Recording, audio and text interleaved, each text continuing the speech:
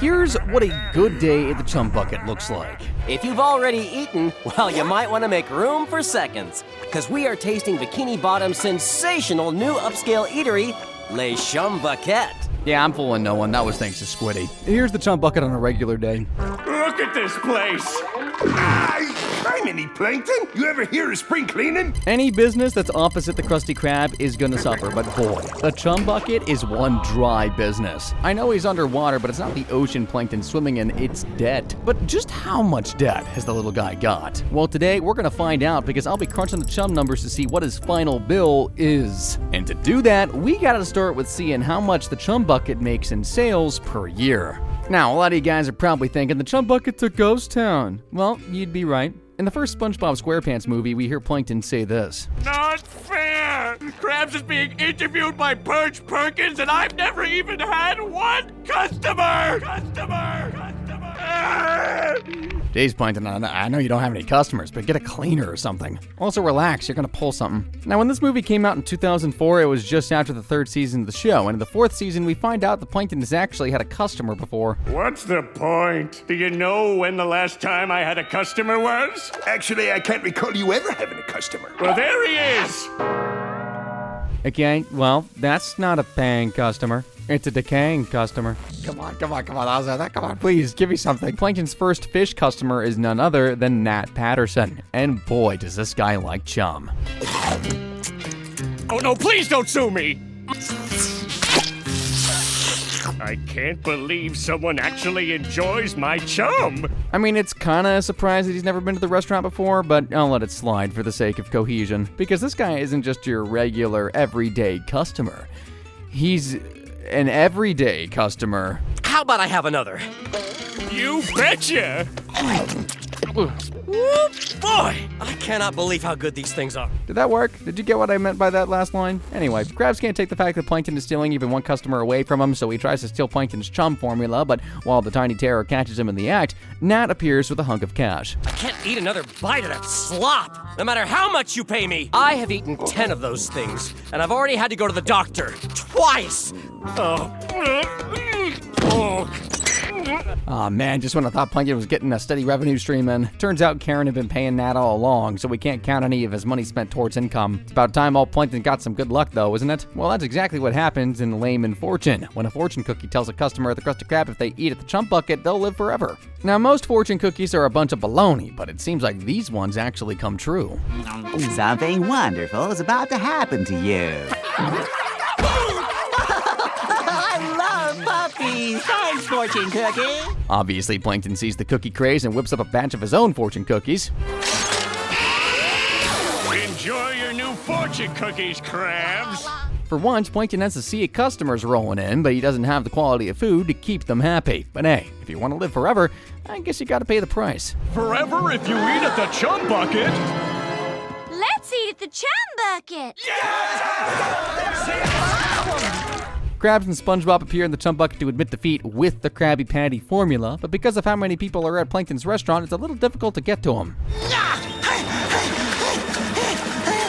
Don't worry, secret formula! I'm coming, baby! Plankton ends up falling through the crowd and getting crushed, missing out on the formula, so he sees red. He jumps back up and tells everyone the truth. Get out of my restaurant, you mindless sheep! I wrote those fortunes. They were fakes! Don't you get it? Now all of you out! Yeah! There's still a couple more times when Plankton actually had some paying customers, though. Like when he was trying to dog underneath the Krusty Krab to get the formula and stumbled upon a whole cave system.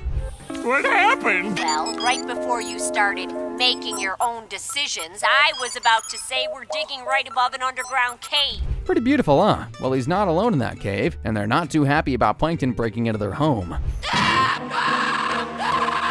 Cave dwellers! Whoa! Those cave dwellers might be vicious, but Plankton can easily tame them with his whip, and before you know it, he's got a new set of employees. From now on, you shall be my minions, servants to follow my every order. I decree this kingdom to be called the Chum Cavern. Plankton starts to set up shop, using his new minions to create a pretty sweet underground restaurant, and because of the gimmicky cave it's set in, the Bikini Bottomites love it.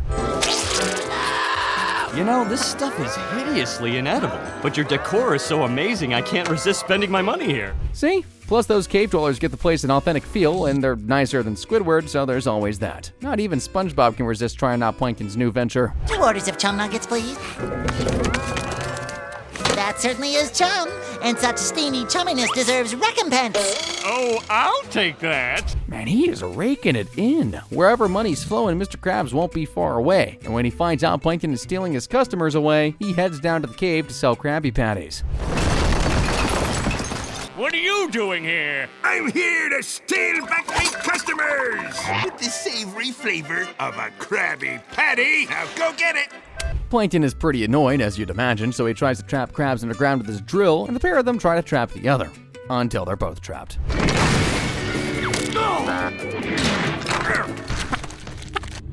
Oh, we're trapped. In an attempt to get out, Plankton and Mr. Krabs make all the customers, the cave dwellers, and the Krusty Krab fall down into their pit. At least they're in the Krusty Krab, though. Although with no Squidward to run the register, who will work it?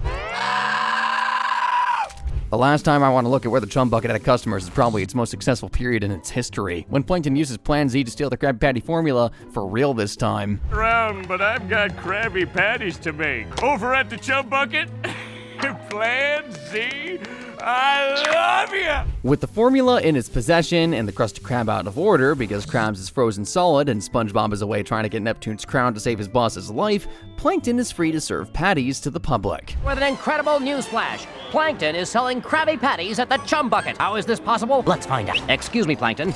He tells Perch Perkins that he's serving the patties in honor of Mr. Krabs. You know, in support, I guess. With every patty, he's also given out a Chum Bucket branded helmet, and Squidward starts to notice that everyone is wearing them. Morning! Some people have no taste in headgear. Huh?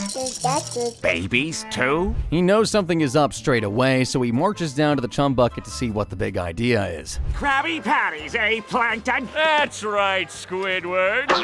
And there's a free bucket helmet with every purchase here for one. Squidward threatens to report Plankton to King Neptune, so before he can leave the Chum Bucket, Plankton reveals his hand. Turns out those helmets are brain control devices. All hail Plankton! Hail Plankton! Seize him! As we know, SpongeBob eventually comes back and saves everyone from Plankton's mind control, but brainwashed or not, these are 100% customers. So with that in mind, I'm going to say that Plankton consistently has no customers, but say once a year, he'll have some schemes that bag him 500 or so. A chum meal is about $350, so that's what is that, $1,750 of income every year? And although he'd probably have to pay out like 10 times that in lawsuits, for argument's sake, let's give the little guy something. I mean, look at him. So what are you gonna do about it? I don't know anymore. Come on, man, I'm sure it gets better from here.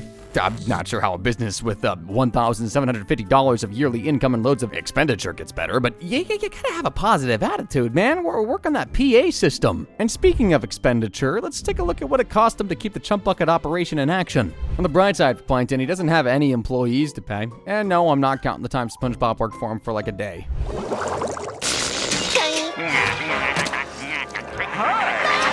sorry, Plankton. I'm trying my best. But he does have to keep the lights on in the place. We know that he's open from 8 a.m. to 6 p.m. Mondays through Saturdays, and a usual restaurant at those working hours usually has an electric bill that costs about $2.90 per square foot of electricity. And for gas, it's somewhere in the 85-cent range per square foot. So the big question is, how big's the Chum Bucket? Well, in season 1, we find out that SpongeBob is 4 inches tall thanks to his driving license. Wait a minute. I don't have a driver's license. So if we know SpongeBoy Me Bob is 4 inches tall, let's compare him to the size of the actual Chum Bucket. Patty formula. You are going to hand deliver it to me personally. Alright, so from that angle, let's just roughly say that the base of the Chum Bucket is around 12 inches, with a radius of around 6 inches. That would put the restaurant at 113 square inches, so it looks like it's a lot cheaper to run the Chum Bucket than we first thought. It's 0.79 square feet. So if we do some quick maths and multiply the 290 by 0.79, we get an electricity bill of $2.29 per month. And for the gas, it's 85 cents multiplied by 0.79, which would be 67 cents a month, which is a combined total bill of $2.96 for utilities. Over the course of the year, that's just $35.52. But that'd be if it was just a regular fast food joint. As we know, Plankton's got his own evil laboratory back there. What is this place?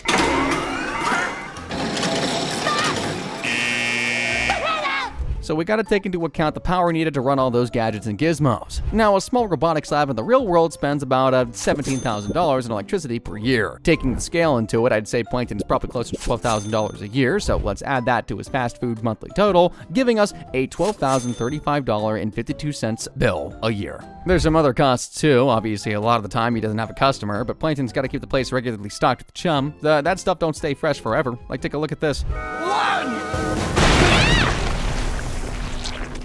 You know, it's remarkable how Chum goes bad every week right on time. So thanks to that, we know Plankton's got to buy new chum once a week. Luckily, chum isn't expensive at all. We know he usually gets his chum in barrels, as we just saw, so if that barrel is 100 pounds, for a fast food place is like the amount he'd buy, it only set him back like $50 a week. So that's $2,600 a year on food stock alone. But then there's the drinks. The average fast food chain spends $2,000 a year keeping a water fountain running and $1,500 a year on their water bill. So just to keep the place stocked in the hopes of a customer, Plankton is forking out $4,300. So the total cost of operation here is $16,335.52. Now, we also know that Plankton's been running since at least 1977 because the Chum Bucket has been opened as long as the Krusty Krab has, and that's when Mr. K opened for business. Changed when he acquired a bankrupt retirement home, and with a few minor alterations, the Krusty Krab was born.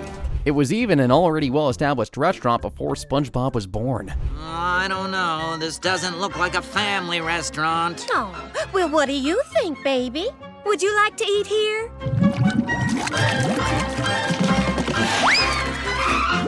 So let's go ahead and multiply that $16,335.52 by 49 years, and we get an eye-watering $800,440.48 for all the years of operation combined.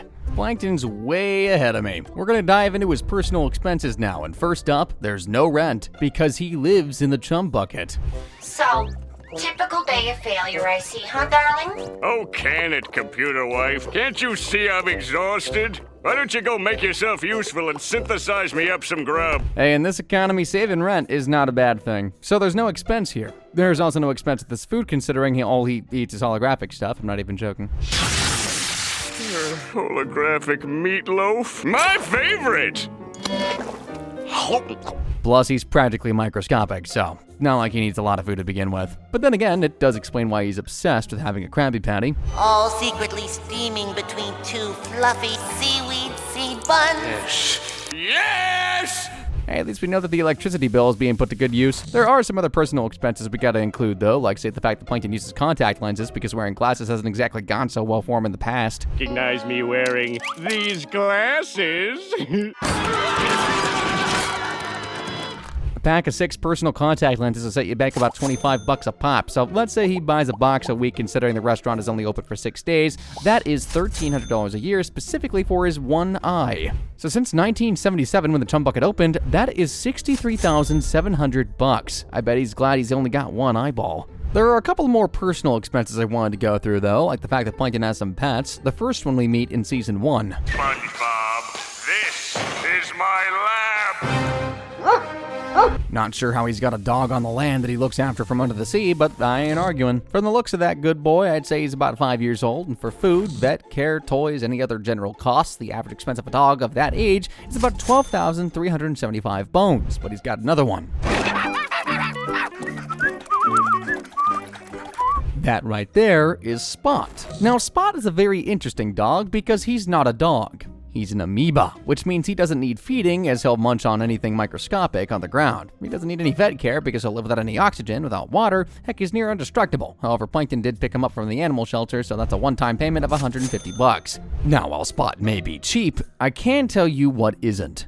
Plankton's education. Krabs, when I discover your formula for Krabby Patties, I'll run you out of business. I went to college! Yeah, well, I bet you wish you would have dropped out when you see the numbers I got here. An average 4-year college tuition fee is $38,390. I honestly thought it was going to be higher than that. Now, while that seems cheap, that's without interest. And seeing as Plankton was in college long before the show went on air, I'd say he's had that loan sitting in his debt since he graduated. He was born in 1942, and the average age of college graduation is 22, so let's say he graduates in 1964. That means he'd be gaining a 6% interest on his fees for 62 years. And he won't have paid a dime towards it, meaning his total college debt would actually be $1,422,924.18. So yeah, well done for trying to get an education, Plankton. Well, you know what the education did for him? It allowed him to put his brain to work and scheme, which is what he does all day, every day. And guess what? That costs money too, because each and every scheme Plankton puts together has had to be funded with someone else's money, seeing as he makes quite literally nothing. His schemes don't need to be big or expensive though, sometimes less is more, like the time he put together a set of robotic legs to wrangle a Krabby Patty out of the Krusty Krab. You'll never catch me, Krabs. Not when I shift into maximum overdrive. Hi-ya! I knew I should have gotten the turbo. I imagine something like that would only cost a few $100 to put together. Remember earlier we saw the fortune cookie episode where Plankton replaces the fortune cookies with his own? Well, he needs his ray gun to do that.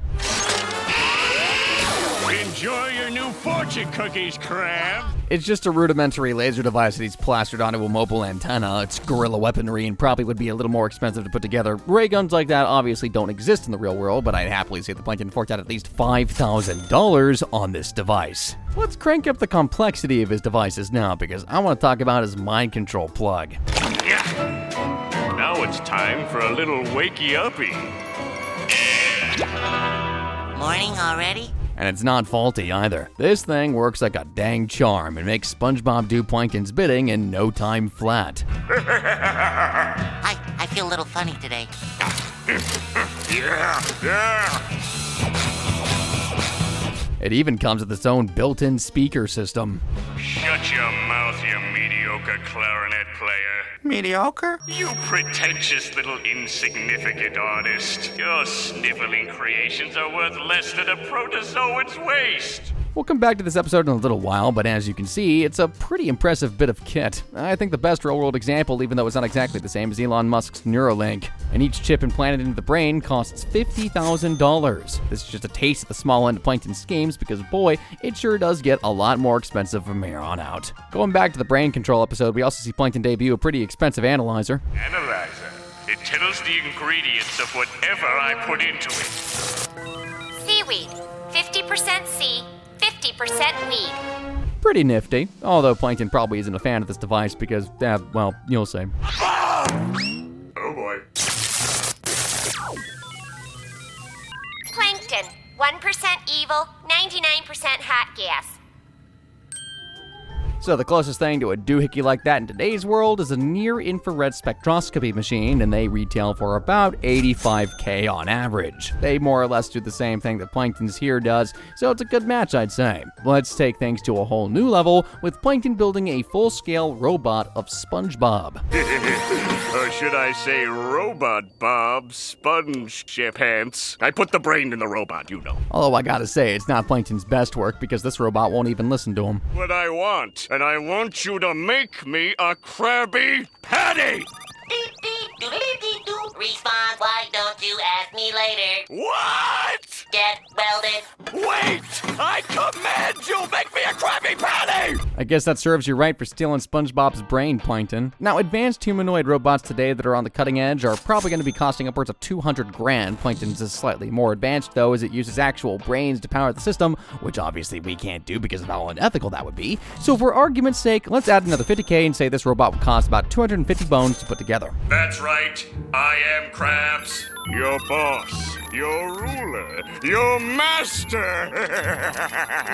Look how sophisticated that thing is. It's basically a virtual reality chamber and a realistic robot. We know how much the robotic side of things are, but I'd say that for the virtual reality chamber too, you'd probably need another $80K on top. So his Crab Borg is worth a pretty penny, to the tune of $330,000. Plankton's no stranger to putting together some much bigger projects like this gigantic bomber jet he made.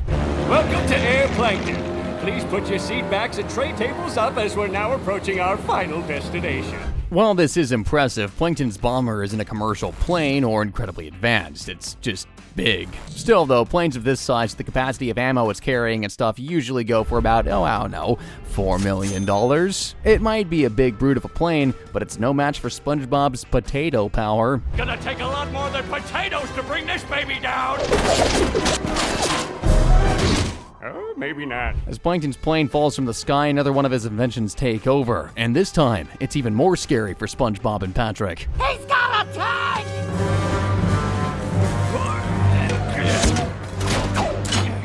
Well, Krabs, you're certainly in a pickle now. Luckily, though, SpongeBob and Patrick know about the tank's one true weakness: mayo. Mayo? Well, it's gonna take a lot more than mayo to stop. You really gotta keep your mouth shut, Plankton, man. You're tempting fate. Military-grade tanks like this one usually go for double the price of that plane we just saw, so about $8 million. Boys think they've done enough to keep Plankton down, but he's got one more invention for them to try and take down: a giant robot.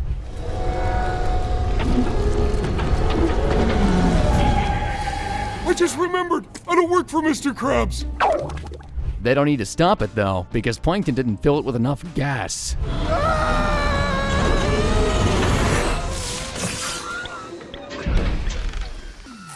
Barnacles, I'm out of gas. He probably didn't even have enough money for gas with all these inventions he's cooking up. Which, by the way, that one would have cost him about $10 million, which is about the price of a gallon of fuel these days, actually. So on average, that comes out to $2,524,477.77 that Plankton spends on schemes every single year. For the 49 years he's been in business trying to steal the formula, that's $123,699,410.73 spent on schemes. Before we add that mammoth number to the debt total, it's also important to note that including running the place and with his college debt, Plankton's already $1,547,874.18 in the red.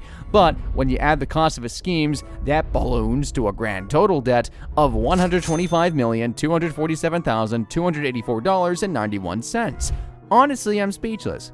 Nah, you wish. We gotta try and get this debt under control, Plankton, so let's see if he's got any assets he can try to sell and balance the books a bit. Now, Plankton doesn't have loads of things to sell here, but he does have some pretty interesting stuff. I mean, the guy's got his own bulldozer.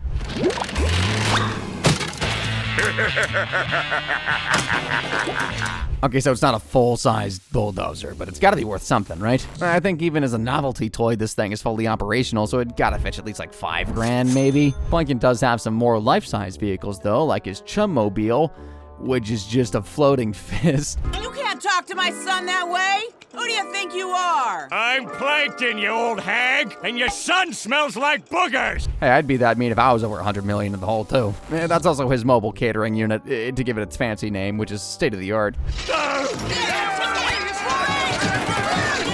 malfunctioning! Okay, so maybe it's not as sophisticated as I thought, but it is also technically a submarine. Obviously, the fact that it's a sub does some heavy lifting, but I could see Plankton getting an easy $125,000 for that piece of kit. We're still not done with the vehicles, though, because now it's time to take a look at Plankton's crane. This one's full-sized. Plankton, all my asserting has driven everybody away. Exactly. You didn't tell me everyone would leave. Oops. Mega Bucket. Full-size crane in today's world to fetch a big amount, to be fair. You're looking at about 400 grand for one of those bad boys. We're starting to eat into his debt now. Not really, it's in the hundreds of millions. If Plankton's inventions had not been destroyed or worked, we could probably pay off his debt in no time now. But there is one invention that he's managed to keep safe, and it's a biggie. His Chum Bot.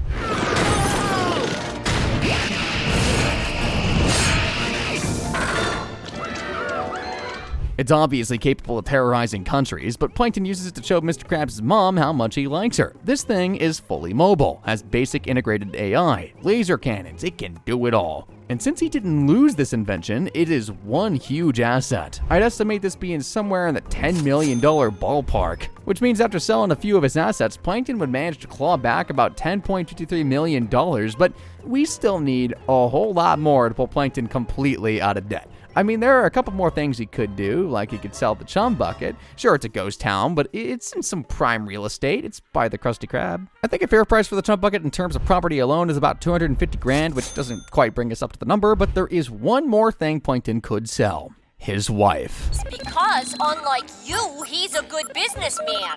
Well, if it isn't the wind beneath my wings. Hear me out, okay?